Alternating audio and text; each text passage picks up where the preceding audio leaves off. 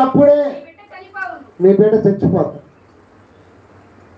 దేవుని దగ్గరకు వచ్చి అడిగితే దేవుడు బ్రతికిస్తాడు కదా, దేవుడు లేవనెత్తుతాడు కదా, చనిపోయిన వాళ్ళ సైతం దేవుడు లేవనెత్తాడు కదా. పాపం ఇతనికి ఇంకా కొర ప్రాణం ఉంది, యెరోబాము కుమారుడికి ఇంకా కొర ప్రాణం ఉంది, ఇంక చచ్చిపోవాలా, కాయలా పడ్డాడు, జబ్బు చేసింది, చనిపోవడానికి సిద్ధంగా ఉన్నాడు, ప్రాణం ఉంది.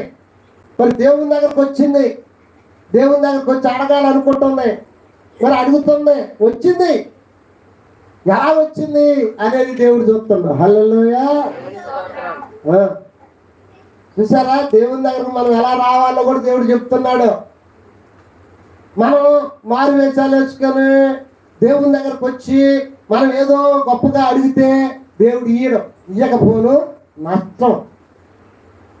చూడండి, నేను వచ్చింది దేవుని దగ్గరకు వచ్చింది, దేవుని దగ్గరకు వచ్చింది ఎట్లా రావాలా, నువ్వు ఎలా రాణి అయితే రాణి గారా, రాజు అయితే రాజు గారా, దాసుడు అయితే దాసుడు గారా, యజమానుడు అయితే యజమానుడు గారా, దేవుని సేవకుడు అయితే సేవకుడు గారా, నువ్వు ఎట్టానో అట్టే రా దేవుని దగ్గర. మనుషులకు మాయ చేసినట్టు పై రూపం మార్చుకొని వస్తే సాయం చేస్తాను అనుకున్నా, దేవునికి తెలియదా? దేవునికి సమస్తము తెలియను. హల్లెలూయా. దేవునికి తెలియను, నీ సంగతి అంతా తెలుసు, నా సంగతి అంతా తెలుసు, అంతా తెలుసు దేవునికి. మారు వేసుకొని వచ్చింది ఒకటే, అందుకే ఆమెకి నష్టం జరిగింది. రెండోది ఏంటంటే, తన భర్త రాజు అవుతుందని దేవుడు చెప్తే రాజు అయ్యాడు, రాజు అయిన దగ్గర నుంచి దేవుని సన్నిధిని మర్చిపోయాడు. అది శాపం. 10 మంది రక్షణ మారు మనసు పొందుకున్నారు, 10 మంది పిల్లలు లేరని రక్షణ కూర్చున్నారు. ఎప్పుడు అయ్యగారు ఉన్నప్పుడు పిల్లలు లేరు, మీరు రక్షణ పొందండి మీ భార్య కర్తలు అంటే ఇద్దరు కూర్చున్నారు. నిజాలు వాళ్ళిద్దరికి రక్షణ వచ్చింది, పిల్లలు కూడా కలిగారు. పిల్లలు కలిగాక ఇక పిల్లల్ని ముడుచుకుంటున్నారు, అది అంత బాగుంది, ఈ ముక్కు మా అబ్బాయి, ఈ ముక్కు మా అమ్మనే అనుకుంటే ముడుచుకుంటా దేవుని సన్నిధిని వదిలిపెట్టా. దేవుని సన్నిధికి వెళ్ళట్లేక ఆదివారం బుధవారం ఇప్పుడు దేవుడు ఎంత పిల్లలు కలిగారు కదా, ఇంకెంత దేవుడు ఎందుకు ఇంకా ఇట్లా ఆడుకోవటం, పిల్లలతో ఆడుకోవటం. వాడు పెద్దోడ పెళ్ళి దరిద్రుడై, ఈ పిల్ల కూడా పెద్ద పెళ్ళి, ఎవరు కనీసం రాయితీకి రాల. దేవుడు ఇచ్చిన బిడ్డలే కానీ సమాజానికి ఉపయోగపడే బిడ్డలుగా లేరు. ఇద్దరు పెద్దోళ్ళు అయ్యారు, వాళ్ళకి పిల్లలు ఉన్నారు, ఒక్కడ ఉపయోగపడదు.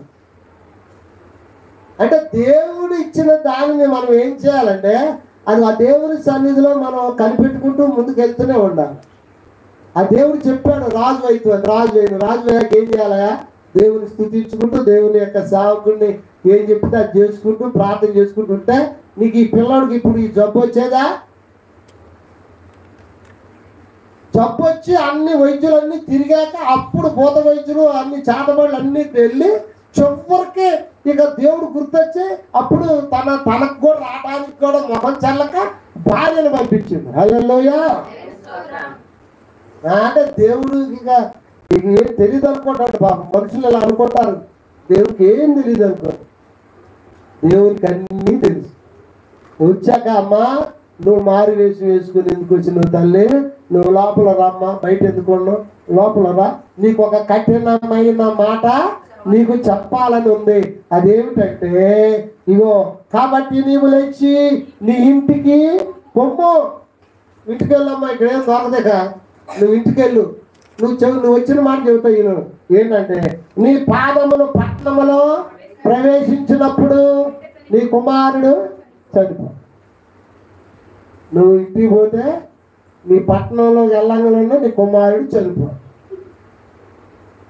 చూసారా, మన అక్కర మన అవసరత దేవునికి ముందే తెలుసు. హల్లెలూయా. ముందే తెలుసు. అయితే మనం ఏం చేయాలంటే ఆయన సన్నిధికి వచ్చి ఆ కాకులు అరుచు పిల్ల కాకులు అడిగినట్టుగా అడగాలి. అరిచే పిల్ల కాకులు ఎంత చక్కగా అడుగుతున్నాయి, ఆహారం ఇవన్నీ దేవునికి మొర్ర పెడుతున్నాయట.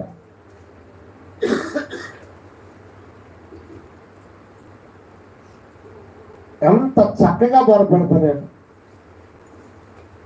అరచు పిల్ల కాకులు దేవునికి మొర పెట్టినట్టుగా మనం కూడా మన అవసరతలను బట్టి